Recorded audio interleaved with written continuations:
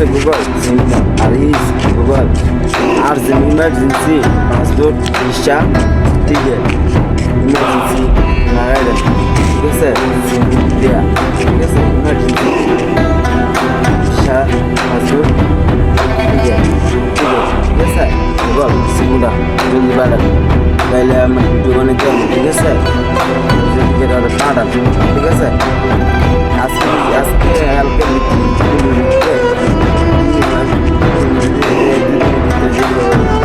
ঠিক আছে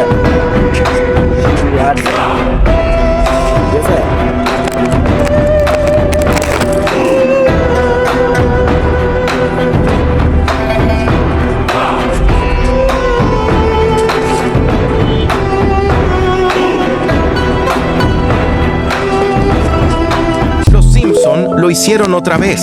En un capítulo olvidado, Lisa encuentra un antiguo calendario astrológico que revelaba cuál es el mejor signo del zodiaco. Entre todos los símbolos, una balanza dorada brillaba con más fuerza, Libra. Según la predicción, este signo estaba destinado a sobresalir por su equilibrio y justicia. Libra es descrito como encantador, pacífico, inteligente y con un talento único para unir a las personas. Su carisma y su capacidad de armonía lo hacen especial. ¿Coincidencia o destino? Según los Simpson, el mejor signo del zodiaco ya está escrito, y es Libra. Aries versus the other 11 zodiac signs. Do you really want to know why Aries is always ahead? Sit down, because this isn't just astrology. It's fire, raw and uncontainable. Aries wasn't born to follow, blend in, or wait for anyone to catch up. Aries was born to begin. They are the flame that lights the entire zodiac, the thunder before the storm, the sword that cuts through hesitation. While others are caught up weighing pros and cons, Aries has already kicked open the door and stepped into the unknown, unbothered by risk, untouched by fear. They don't crave validation. They crave action. Validation slows others down. But Aries thrives in chaos, in motion, in the now. They are led by their gut, not the crowd. Taurus may be patient, Virgo, precise, Capricorn, calculated. But Aries is pure instinct. They leap before the net appears, fight battles no one dares to name, and turn every wound into a war cry. Gemini debates, Libra balances, Pisces dreams. But Aries moves mountains. They are the first heartbeat of every revolution, the reason why people remember who set it all off. Their courage doesn't come from confidence. It comes from necessity. Waiting is death to them. They'd rather be scarred than stagnant, rather burn than freeze in indecision. And yes, Aries stumbles, Aries crashes, Aries bleeds, but they rise faster than anyone else. They don't dwell, they dare again. That's what separates them from the rest. Where the zodiac takes time to process, Aries rewrites the rules. That's why they're ahead. Because while the rest of the signs are still thinking, wondering, or talking about the beginning, Aries already began. They are not just ahead in motion, they're ahead in soul, in fire, in destiny. Aries doesn't wait for the stars to align. They ignite them. So Aries people, comment your birthdays if you agree with me. Sacred number for spiritual awakening, and it's 7.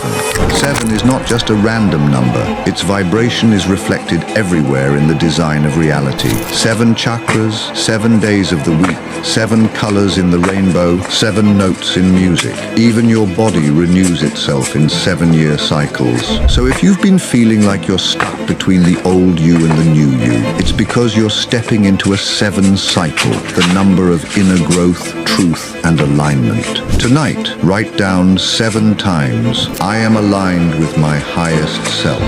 As you repeat it, imagine each chakra lighting up, tuning you to the frequency of 7. Save this and comment 777 to lock in the energy of divine alignment. And click the link in our bio for free access to InnerTune to make this effortless.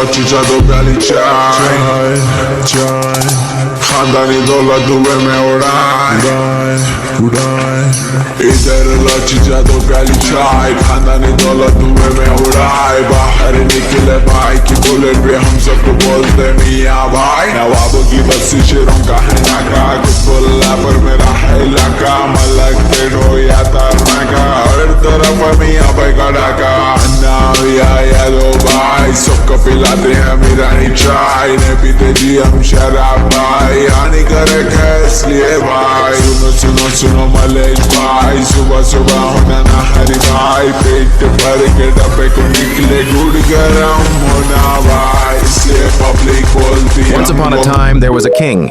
He had a minister. The king's minister was very wise. He often used to say that whatever happens, happens for good. One day the king was cleaning his sword, and the minister was also sitting next to him. Suddenly the sword fell on the king's feet, and one finger of his foot was cut off.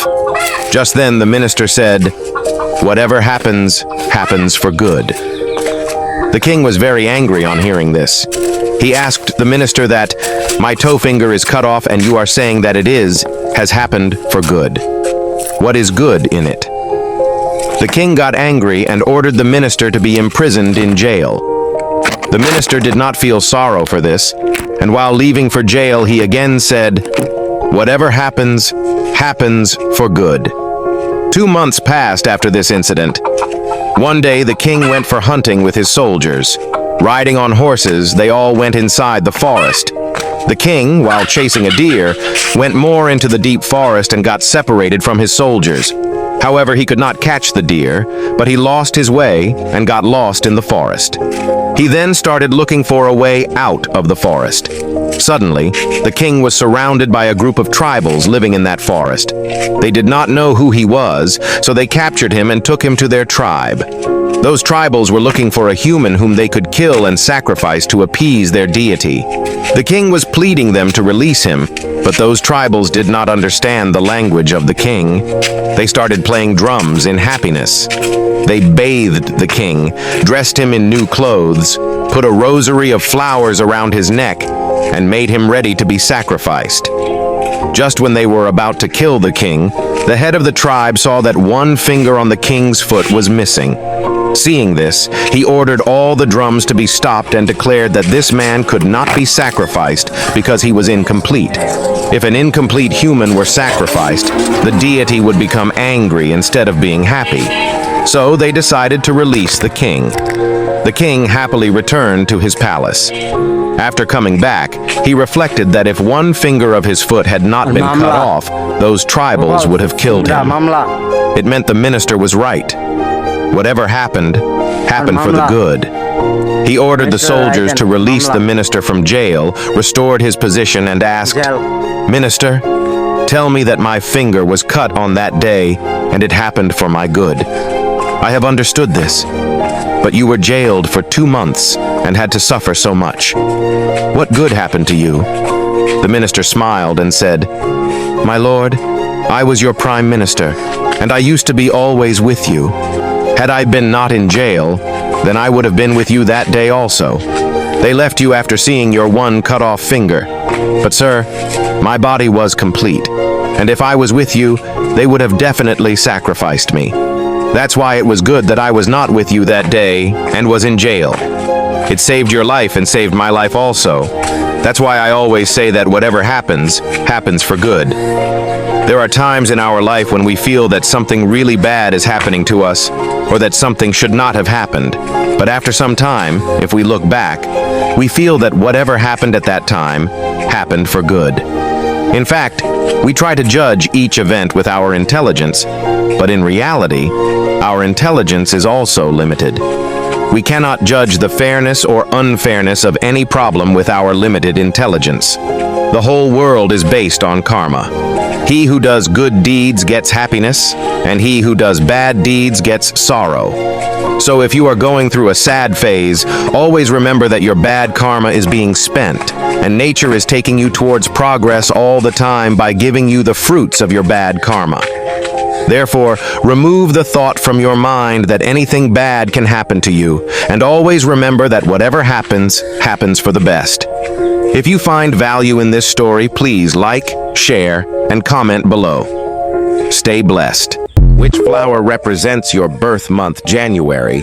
The birth flower is the carnation, a symbol of love, admiration, and strength. Carnations bloom in the coldest time of the year, representing resilience and deep affection. People born in January are often seen as dependable and loyal, and the carnation reflects their strong yet gentle personality and their ability to bring warmth during harsh times. February is represented by the violet, a flower symbolizing loyalty, modesty, and spiritual wisdom. Violets grow low to the ground, reminding us of quiet strength and humility. February-born individuals are often intuitive, kind-hearted, and thoughtful. The violet highlights their gentle nature and the depth of feeling they bring into relationships and life. March, the flower is the daffodil, a cheerful bloom that stands for new beginnings, renewal, and hope. As one of the first flowers of spring, daffodils symbolize fresh starts and optimism. Those born in March are typically imaginative and positive, always looking forward and inspiring growth in themselves and those around them. Speak in comment your birth month. A stunning diplomatic rebuke. Japan and India are taking a firm stand, ghosting President Trump, canceling scheduled talks, and signaling global frustration with his tactics. We unpack the fallout and what it means for U.S. diplomacy. Before we proceed, please take a precious second of your time and click the follow or subscribe button for the latest updates. In a dramatic shift, Indian Prime Minister Narendra Modi has reportedly refused to take repeated calls from President Trump, a curiously rare snub, triggered by Trump's 50% retaliatory tariffs on Indian goods over its oil purchases from Russia and public criticism of the Modi government. The U.S.-India trade negotiations and planned meetings have been canceled as a result. Meanwhile, Japan abruptly canceled a planned visit by its top trade negotiator to Washington, putting negotiations on a $550 billion investment package in serious jeopardy. Tokyo's move underscores growing caution and anger toward the U.S.'s erratic tariff policies. This is part of a broader trend. World leaders are no longer intimidated. Canadian Prime Minister Mark Carney declared the U.S. is no longer the predominant global force, while European leaders resisted issuing a joint communiqué at the G7, an unprecedented snub born from frustration with Trump's leadership style. In India's case, Modi has pivoted toward Asia, embarking on a tour through Japan, China, and Russia to strengthen strategic ties and invite billions in investments. These moves come amid growing trade pressure from Trump's administration. Experts say this is more than policy disagreement. It's a rebuke of personal diplomacy tactics that rely on intimidation. Developing a jiu-jitsu diplomatic posture, resisting Trump's heavy-handed approach, is becoming the global norm. From New Delhi to Tokyo, world leaders are no longer answering the call. Their defiance sends a powerful message that international diplomacy now demands respect, not theatrical coercion. Stay tuned as we navigate what this means for U.S. foreign policy. Thanks for watching. Please let us know what you think in the comments section. To subscribe, the next surveillance revolution won't arrive with satellites or cameras. It'll float in through the air.